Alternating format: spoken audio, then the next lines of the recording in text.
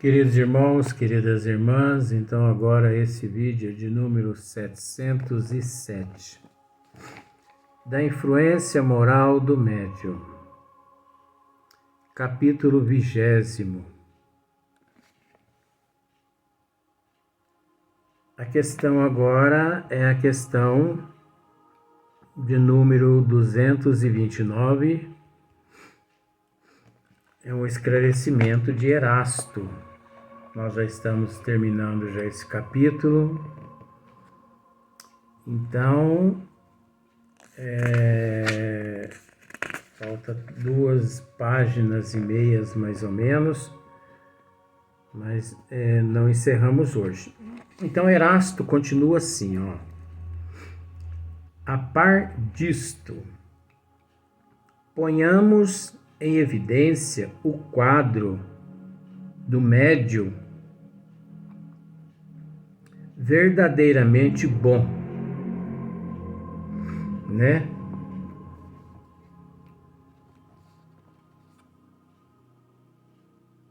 Daquele em que se pode confiar. Supor-lhes-emos, antes de tudo, uma grandíssima facilidade de execução, que permita se comuniquem livremente os espíritos, sem encontrarem qualquer obstáculo.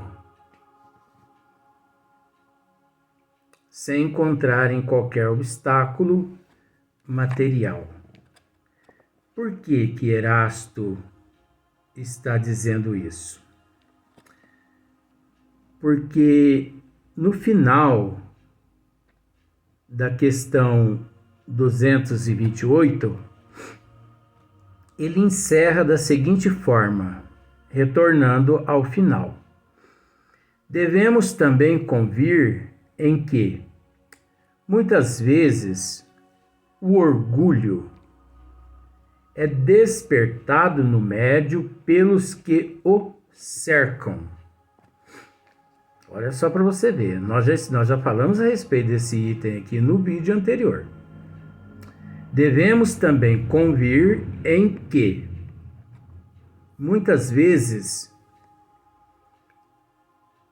o orgulho é despertado no médium pelos que o cercam. Isso acontece geralmente. Se ele tem faculdades um pouco transcendentes, é procurado e gabado e entra a julgar-se indispensável. O dia que o médium assume que ele é indispensável, demonstra ele que ele está a caminho da perdição, da ruína.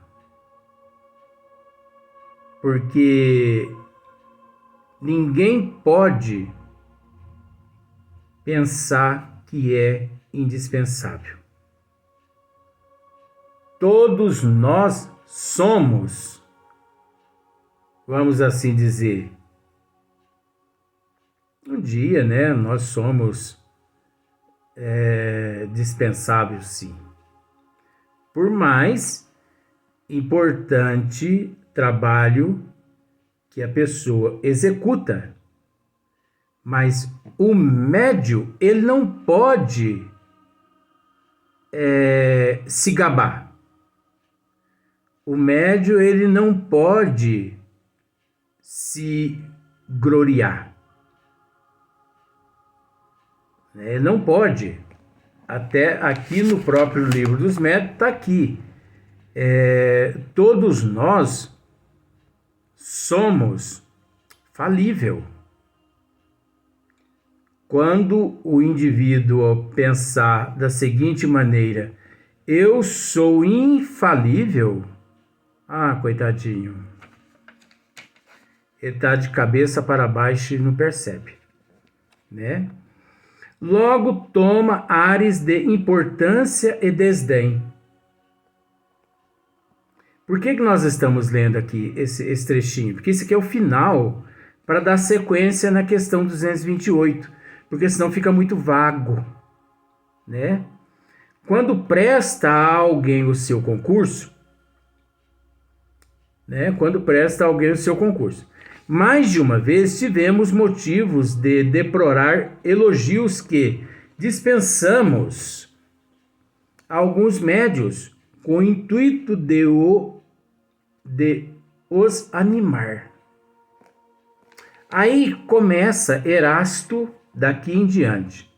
A par disto, ponhamos em evidência o quadro do médio verdadeiramente bom, que é bem diferente dos médios anteriores, daquele em que se pode confiar. Supor-lhe-emos, antes de tudo, uma grandíssima facilidade de execução, que permita se comuniquem livremente os espíritos, sem encontrarem qualquer obstáculo material. Isto posto, o que mais importa considerar é de que natureza são os espíritos que habilmente o assistem, para o que não nos devemos ater aos nomes. Tá vendo só? Para o que não nos devemos ater os nomes. Então, quais os espíritos que assistem esses médios? Quais os espíritos que manifestam-se através desses médios, considerado verdadeiramente bons? Os médios verdadeiramente bons são aqueles médios disciplinados, portadores de bom senso, prudência, moral, ética, mudança de hábito, de comportamento, de atitude. Médios assim, que procuram hoje ser melhor que ontem e amanhã melhor que hoje. Aqueles médios disciplinados, aqueles médios que procuram 24 horas estarem em contato com os bons espíritos. Aqueles médios que oram, que policia os pensamentos, que higieniza a mente. Aqueles médios que têm, assim, uma grande afinidade com os bons espíritos.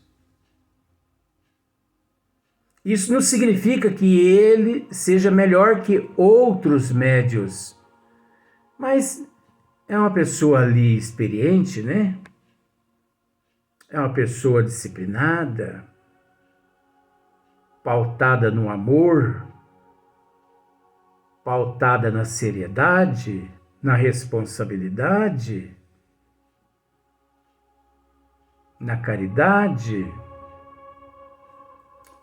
Aquele médium que procura trabalhar constantemente o seu eu na questão do expurgo, do orgulho e do egoísmo, que não é fácil. Eu confesso a você que eu sou dotado ainda de um índice muito elevado de orgulho.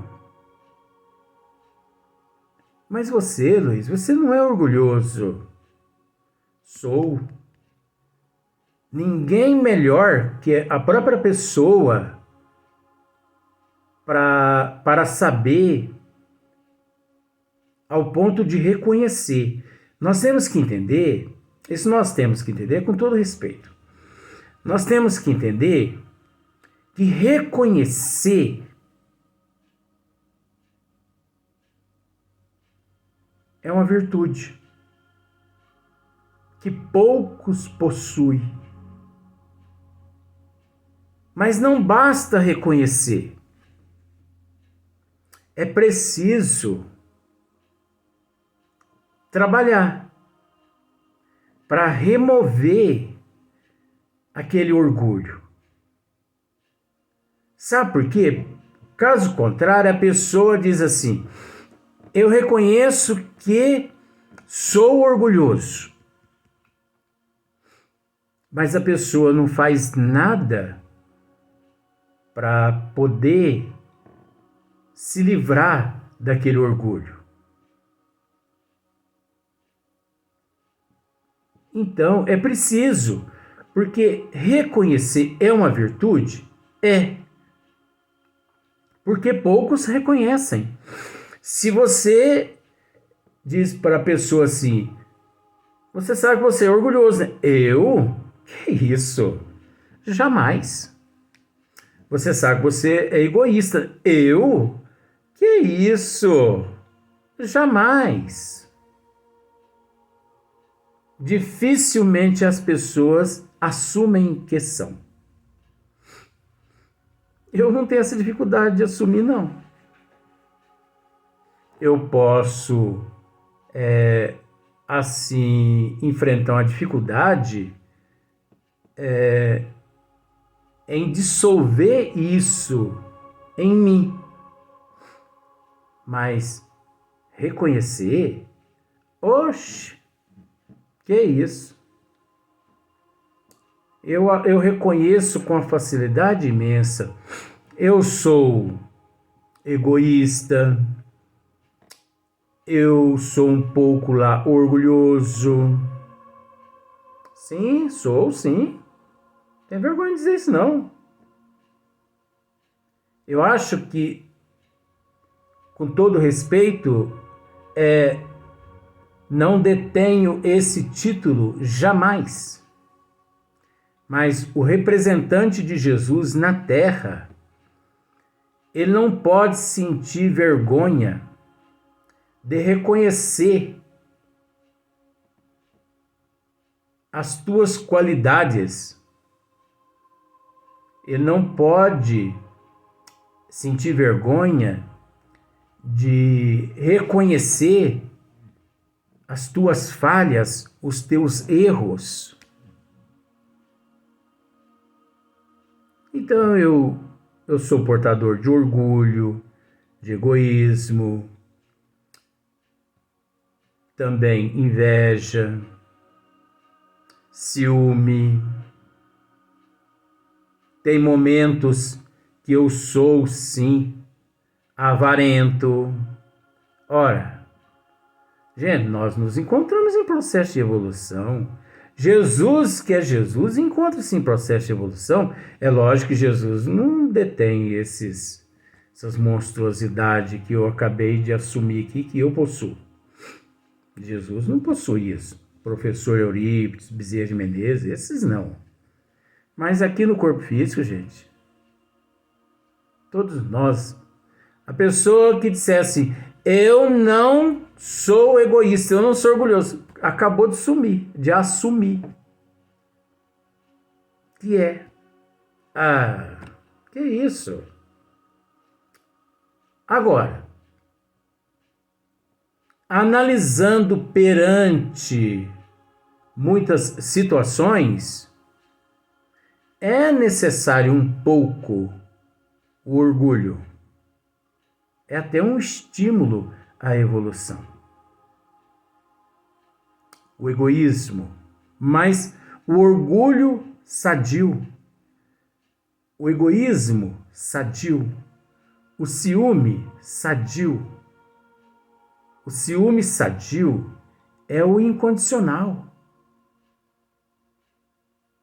É aquele que não exige, não cobra, é o imparcial.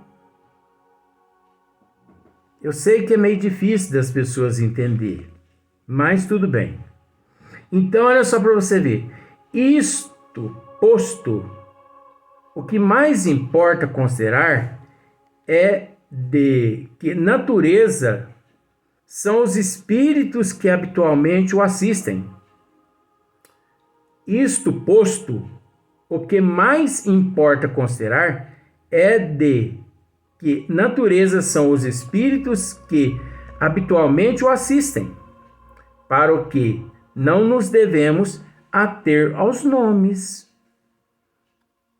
Olha só. Os grandes espíritos, eles não se preocupam com nomes.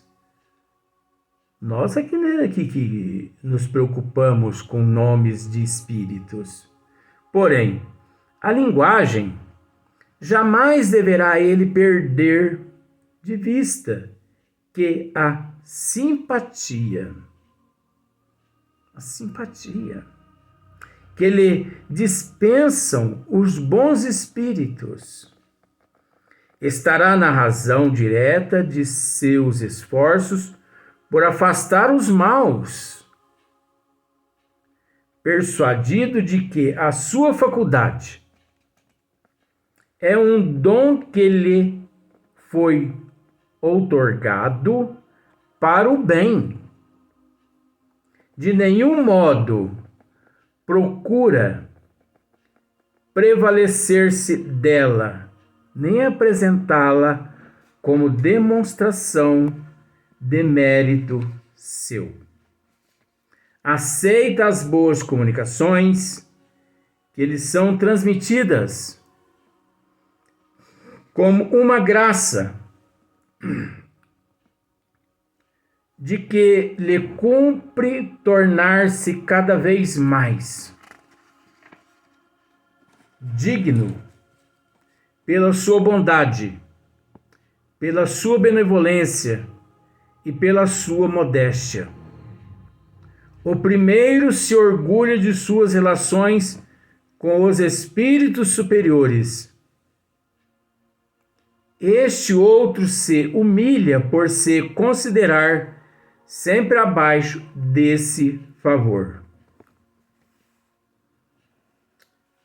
Então, nós vamos deixar para o próximo vídeo agora.